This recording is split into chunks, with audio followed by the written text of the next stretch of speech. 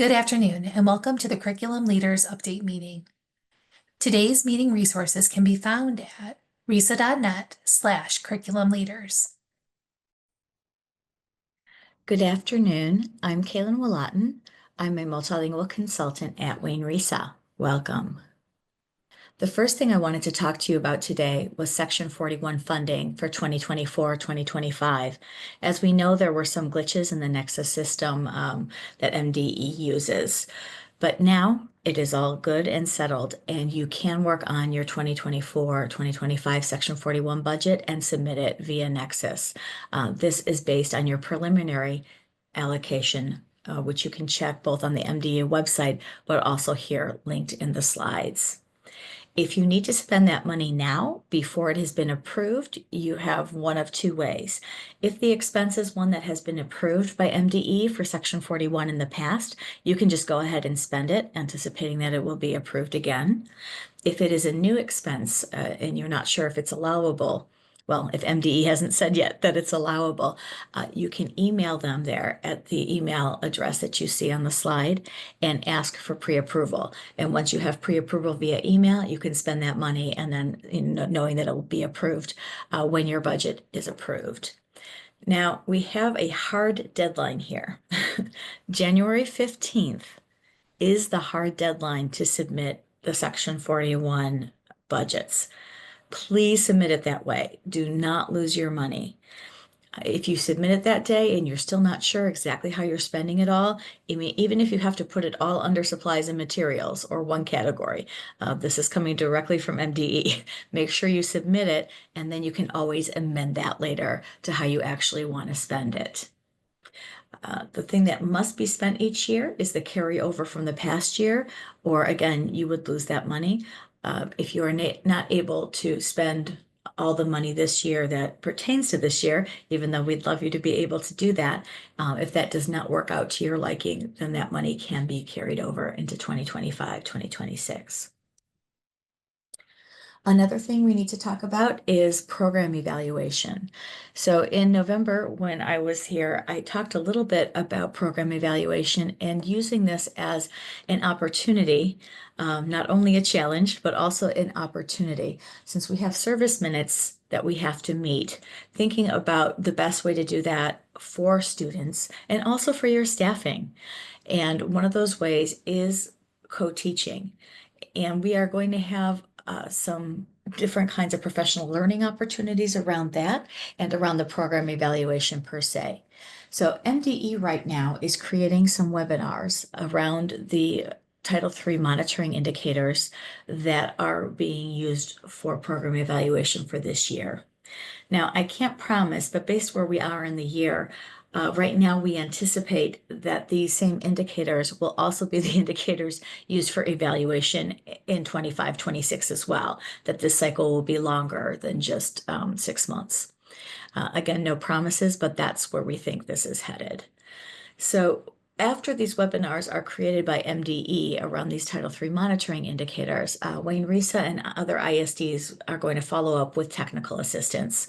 We'll be holding some of those in person, as we did last year, last May, and some virtually. And those will be open to anyone across the state. So if you can't attend Wayne Risa's, you can attend Macomb's or Washtenaws or whatever. The monitoring indicators that are the focus for this cycle, they all have to do with what we call your LAP or your language assistance program. Your language assistance program is how are you teaching students English, right? How are you providing them with English language development services, right? And also, how are they receiving meaningful access to core content? The other Title III monitoring indicators that are included, one indicator 18, we're kind of calling comprehensive high school.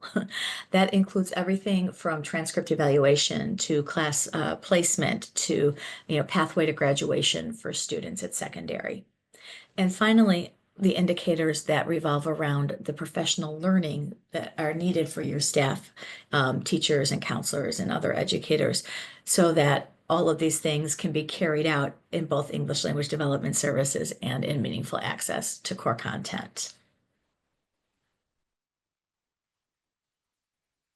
So another thing we mentioned in November and that we were able to expand on now is immigration rights that schools need to know, especially with anticipating the changing administration. I don't have this linked yet. Dr. Colbert and our associate superintendent as well, Beth Gonzalez, will be getting this out to you at some point, and we will also be distributing this in other ways. But right now, I just want to put this on your radar so that you know it's coming. So this is a document that MDE created along with the Newcomer Collaborative. And the Newcomer Collaborative involves consultants from 6 different ISDs, including Wayne Risa. And the nice thing about this document is it's listed by role.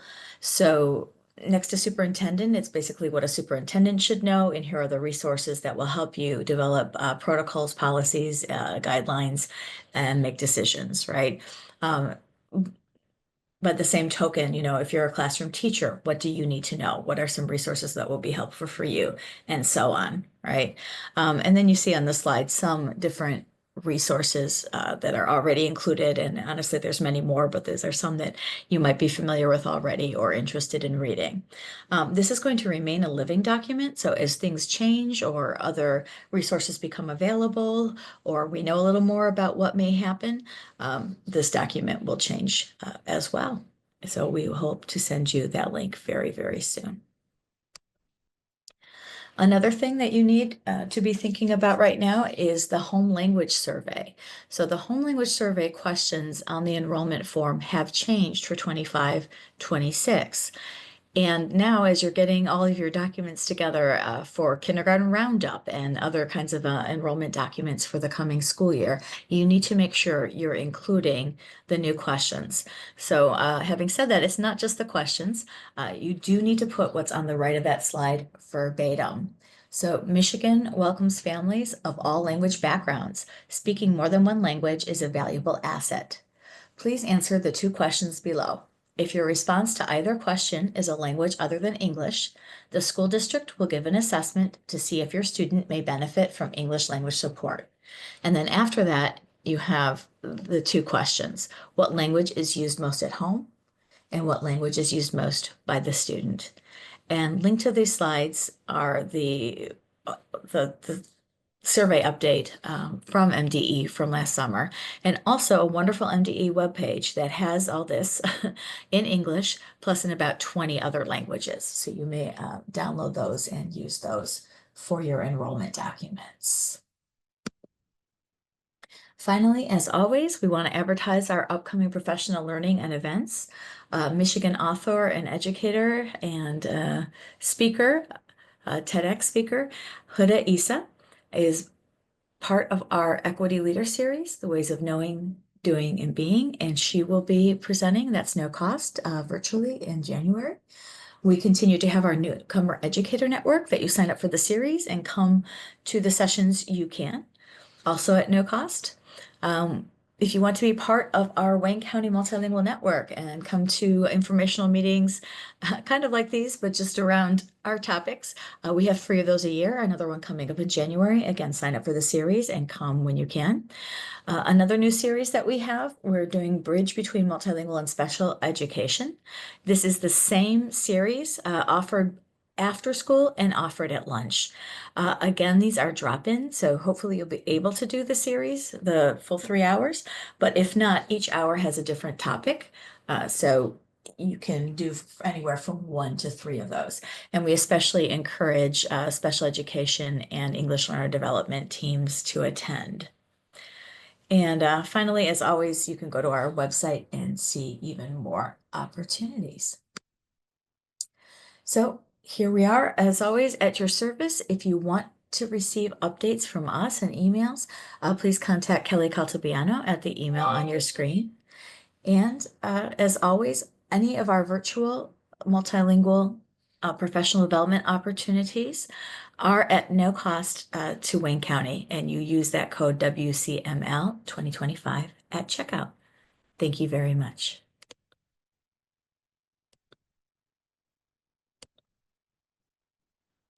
So we talked a little bit about the release with the accountability index system, but as everyone knows, it is now public on My School Data. It's school level reporting 0 to 100.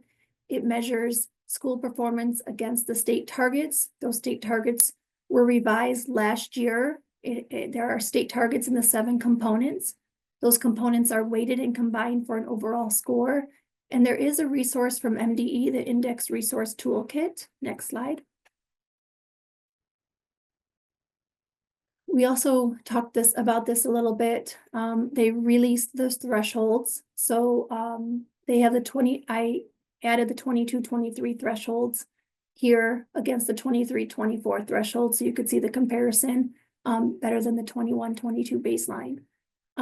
But you can see the cutoff again is 32.17 for below bottom 5%, which is an early warning indicator if it was an identification year.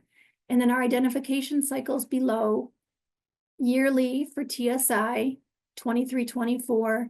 ATS is every 6 years, so we will not have an identification year for ATS until 27-28. And then CSI is every 3 years. So our next CSI year will be 24-25. So not this year, but our next identification year next fall will be a CSI identification year. So next slide. If we were to look at some early warning CSI data in the county, when I talk about early warning, I look at the 2 indicators, which would identify a school for CSI. And those 2 indicators are having an index below the bottom 5% threshold, which is at 32.17, or having a graduation rate below 67%, having one of those or both of those indicators. That's early warning this year, since it's not really an identification year. If we look at that as an early warning, and we look for the last 3 years, early warning in Wayne County, we would have had 79 schools that fell in the early warning category this year in the 23-24 index, if it was an identification year. That's a decrease from 94 CSI schools that were identified in the baseline year in 21-22. So if you look at the chart below, our baseline year of identification, we had 94 schools. That's 17% in the county of the number of schools in the county. Last year, early warning, we had 81 identified, 14%. And then this year, 79%. So that number of CSI schools is going down slightly in the county, which is a good thing to celebrate. For TSI schools, we had 22 schools identified targeted support improvement on the 23-24 index. That's the annual identification compared to 31 schools identified last year. So again, that's also going down. 23 out of the 45 current CSI partnership schools in Wayne County, which is 51%, had an overall index score above that bottom 5% threshold. So 50% of them are getting above that bottom 5% cut. And then our Wayne County EL progress component, the mean average score was 62 in Wayne County, which was higher than the state mean of 61. So that's something to celebrate. And then our Wayne County mean for the graduation rate was 75, which is equal to the state mean at 75. So we're holding steady there with the graduation rate to the state. So some really good things to celebrate with our index scores, and then some data there. Next slide. This shows our TSI data for the last 3 years, and you can see from 34 schools identified to 31 to 22. And then the percentages of the subgroups that were identified within those schools. And then the list is linked there if you want to get a full list of all the schools for the 23-24 identification year. Next slide. This shows you the last 3 years, the means for the state and Wayne County. So our overall index, our mean, and then the state means, and then for each of the components, the means. You can also compare how your school performed against the mean for the county and the state. You can see a big difference, an increase in a jump from 21-22 to 22-23 in the mean in a lot of the components. If you remember, the target was revised in 22-23. The targets, with the revision, the targets decreased. So a lot of the schools met the target in those years, which means the mean increased. So that causes the increase in 22-23. And for growth, you can see we had a decrease in growth in the county and in the state. In 23-24, this is the first year that growth, the growth data component is including all of the available grades since the pandemic, since we missed testing in 2020, and we didn't include the data since 2021. So that could impact our growth component mean. So this is here in case you need that data. Next slide. MDE is offering a free 2-day virtual training on EWIMS, the Early Warning Intervention and Monitoring System. It's a 7-step process tied into an evidence-based, data-driven decision-making process that's often tied into a secondary school multi-tiered system of support framework. It's free, so if you want to learn more, there's two virtual day trainings. You can register for both. But again, it's usually tied into that secondary MTSS process framework. So the links are there to register if interested. Next slide.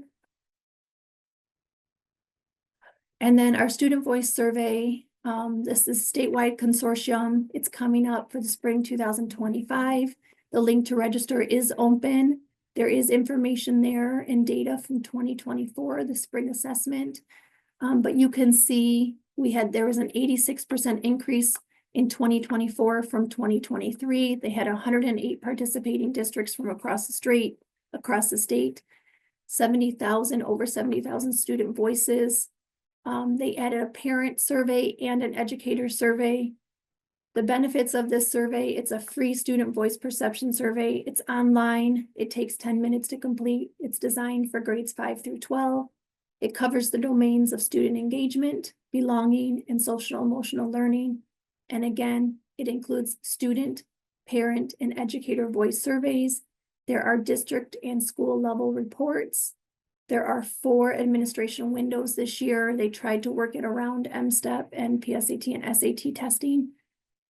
Again, the link to register is below by the bullets. So if you would like to sign up, you sign up, and then they send you a link to pick the window that you would like to register. But again, it's a free survey, statewide consortium that we are part of.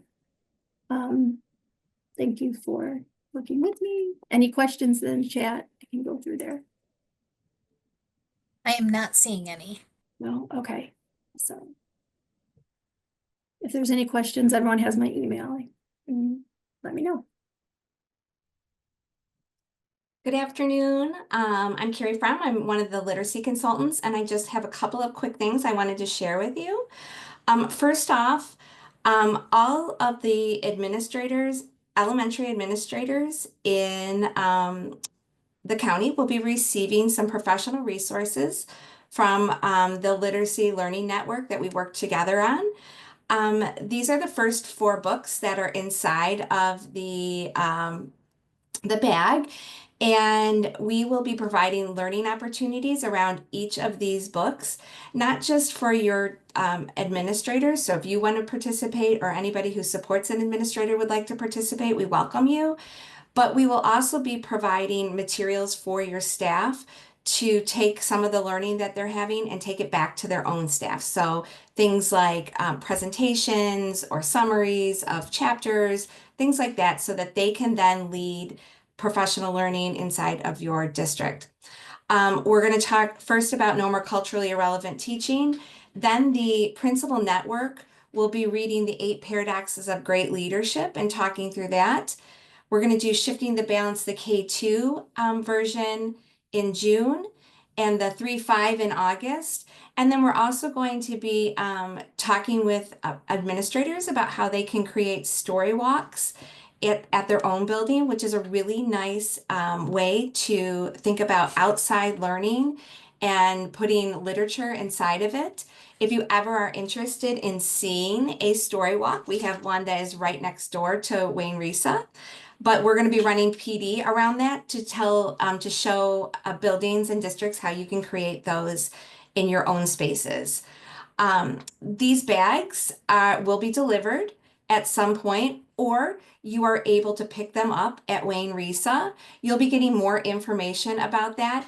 But if you do have staff that will be principals or coaches that are going to be here and they'd like to pick up those bags, you can let us know and we'll be sending you an email on how you can do that. Next slide, please. The other learning opportunity we wanted to highlight is that we have 2 learning opportunities that we're going to do around student essential guide to student-centered coaching with Diane Sweeney and Julie Steele, who's one of the co-authors.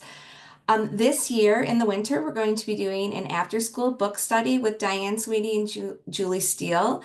Registration ends tomorrow. If you have a hard time getting it done by tomorrow, please let us know and we can work with you on getting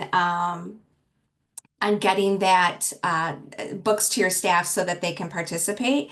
Anybody who is a coach, is interested in coaching, building administrators, central office administrators are welcome to attend. This is sorry, I'm losing my train of thought there. This is for next year, because next year we're actually having a Diane Sweeney and Julie Steele come to the district. They'll be providing 4 days of in-service for participants, 2 in the fall, 2 in the winter. And at those trainings, participants are going to be asked to bring a principal with them. So not only will we have principals, we'll have coaches, and they'll come together. The principals only come for a half day each of the 2-day sessions, and the coach is there the entire time. So those will be coming up. Signups will be coming up this spring. We wanted to give you the cost now, so as you start to build budgets in the winter, if you're interested, you can do this. The cost for 4 days of training will be $250 for the coach and $100 for the principal. And that really just covers the cost of materials and lunches and those types of things. If your staff is attending the book study, they will receive a code at the end and they will get some money off of their registration fee because they'll already have one of the books that we're going to be providing. So there's a flyer for the book study that's in the chat. And if you have any other questions about this opportunity, we'd be happy to answer them. Okay, we can move on to whoever is after me, Michelle. Sure. So I'm actually going to turn it over to Dr. Lisa Sturgis, who's with us.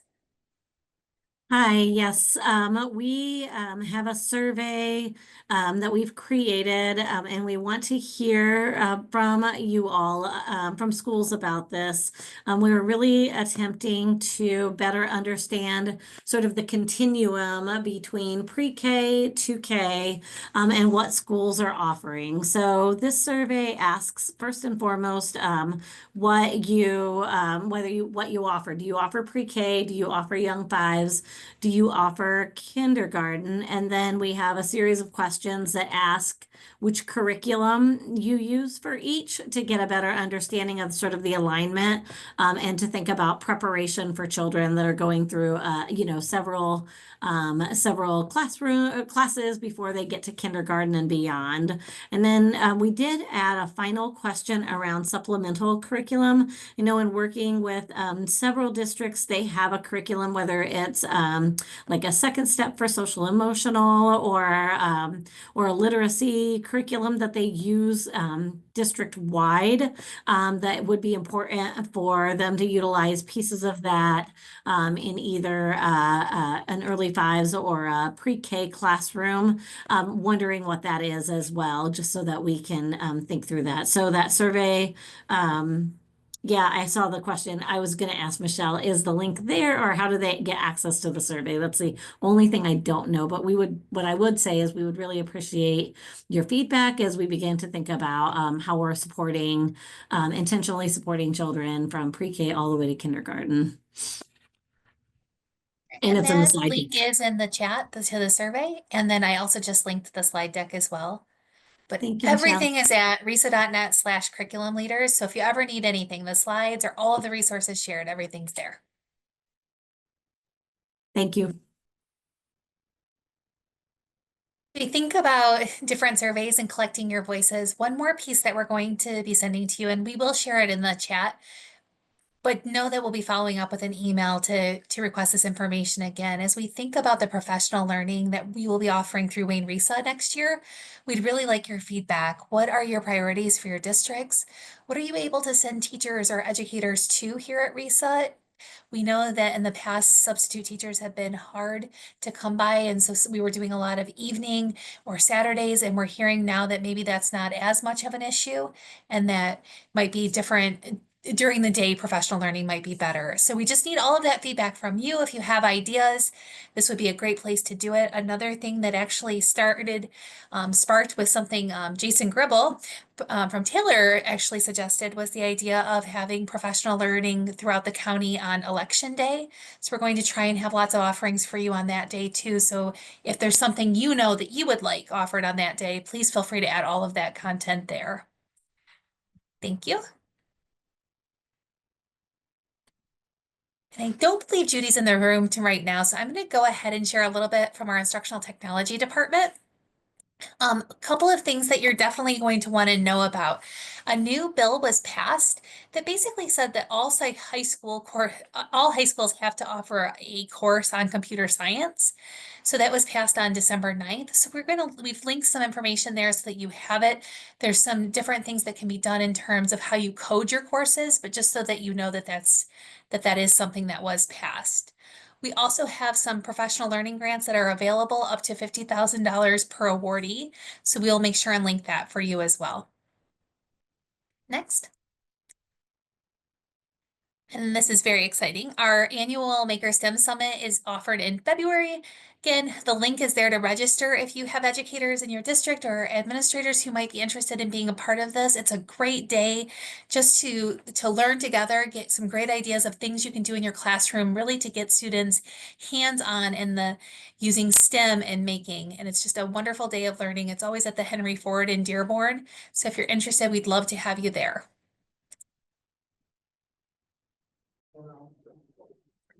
I don't think John Ferris is able to join us this afternoon. I can speak to these two slides. First of all, I know we've shared this with you before and we will continue to share. Please save the date. We are going to have a 2-day summit in August, Teaching Diverse History Summit.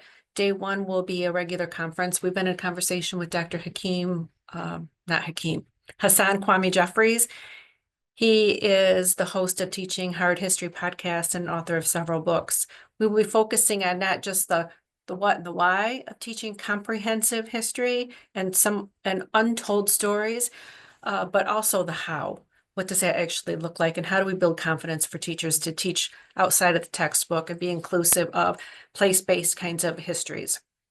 We're really excited. Day 2 will be a place-based experience that you'll have to choose from different places around the county, especially in some of our more urban areas in Detroit. So much rich, beautiful history in Wayne County. So we want to be able to capitalize on all of that. There will be no cost for Wayne County teachers. We were able to get a grant from the Michigan Department of Education, along with our partners, Westwood Schools, and much more will be coming about this. But we wanted you to get the dates down because we know how busy August can be. Next.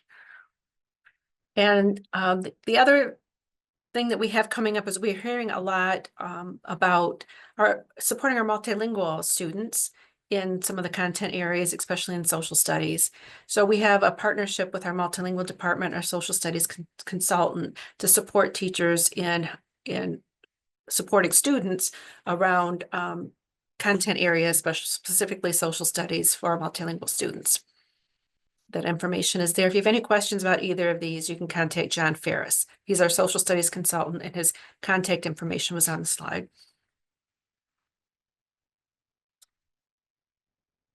Next, Anna. Oh, okay. Yeah, there was another slide there with more information, but I think it's pretty self-explanatory if you're interested in this one. What are American students learning in U.S. history? So there's information there as well as links. Okay, thanks, Mary. On the next slide, you'll see some information about our new this year School Safety Liaison Network meetings. These meetings are meant to bring together anybody that is engaged in any effort around school safety to receive updates and share information. We have received quite a few questions around the Michigan State Police Office of School Safety, emergency operations templates, and other resources that they have. So our next meeting, which is tomorrow from 2 to 3 virtually, Michigan State Police Office of School Safety will be there and will provide an overview of those new resources. On the next slide, just a quick reminder that we continue to have access to no-cost Trails mental health programming. It includes Tier 1 social emotional learning, K-12. At Tier 2, there's CBT and mindfulness training specifically for school mental health professionals to provide supports to students individually and in groups. And then at Tier 3, suicide prevention and risk management. We have made some progress at that Tier 3. Lincoln Park Public Schools will be hosting a community partnership meeting that will help us to adopt some practices around response for students that are at risk for suicide. And so if you're interested in learning more information about that community partnership meeting, please feel free to reach out to me. The initial meeting will be in the latter part of January in Lincoln Park. Interest forms for the Trails programming are there both for Tier 2, which is a little bit more labor intensive for school mental health providers, and then for Tier 1, that's the general interest form that you can complete if you would like to begin that programming or at least learn more about it. On the next slide, just highlighting a few professional learning opportunities that come out of our Safe and Healthy Schools department. I want you to be aware that we are working really hard to expand our continuing ed credits for social workers and nurses, and speech and language pathologists is coming soon. Those CEs for select courses are now being offered at no cost to our school health professionals. There are a few that are required for most licensure renewals, and those include human trafficking, implicit bias, and pain. So you'll see that there are some offerings coming up soon for a couple of those that our school health professionals need to renew their licenses. And on the last slide of my section, you've already heard about surveys. We're asking for so much information. This really is a very quick survey that we're asking you to provide just your primary contacts for school social work, school safety, school nursing, school health and PE, education, health education and PE, really so that we can connect with that primary person in your district to make sure that folks that are in those various disciplines are connected to our networking and resource opportunities. And then there's also a link to meet the Safe and Healthy Schools team. You can click on there to see the folks that are on our team and the various levels of expertise that they have on different topics in school safety and health. And that's it for me. Thanks.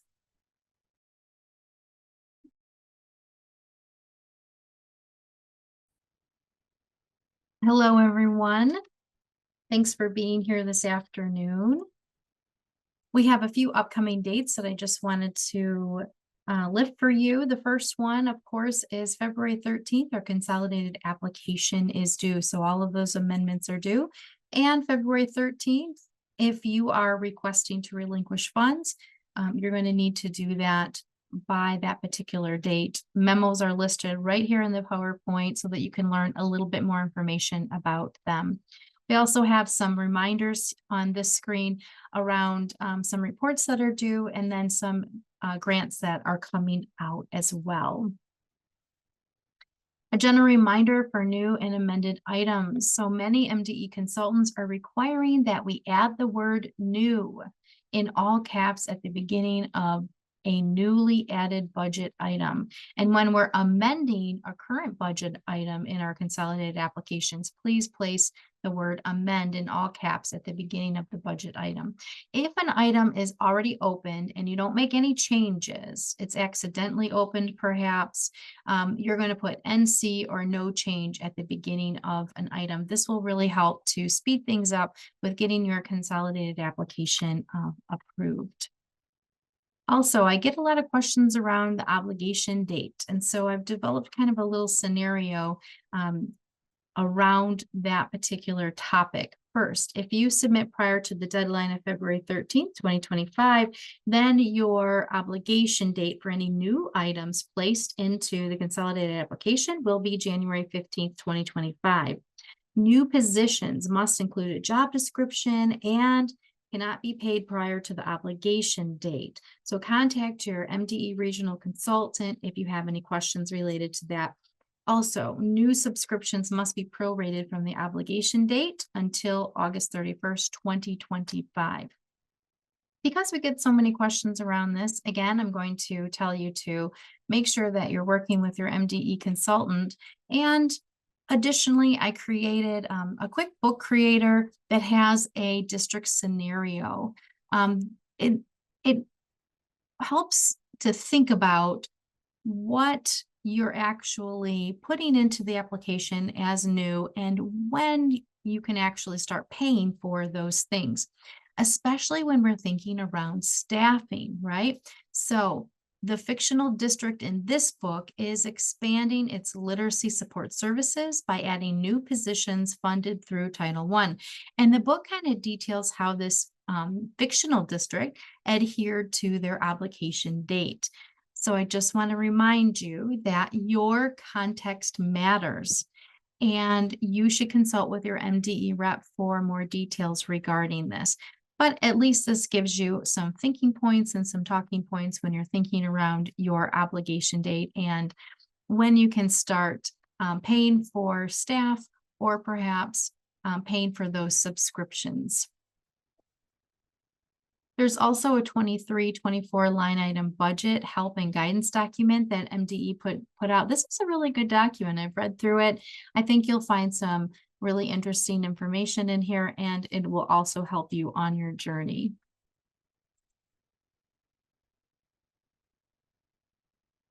And now I'm going to hand it on over to Sabrina Rudy to talk about some of the McKinney-Vento awareness efforts.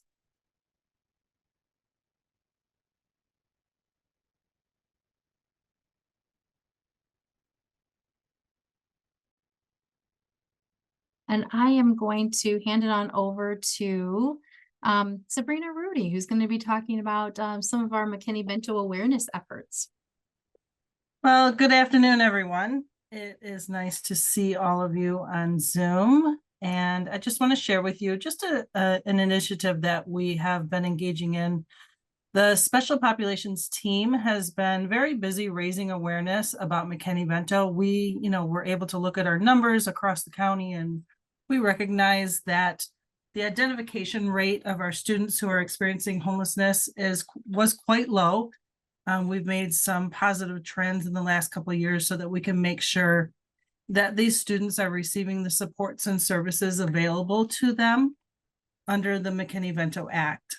Since children's literature is such a powerful tool to foster empathy and understanding in a relatable and age-appropriate way, we've been distributing children's books throughout the community. So the stories that we have chosen illuminate the challenges of homelessness and food insecurity, helping children grasp the impact and the importance of reaching out to others for support.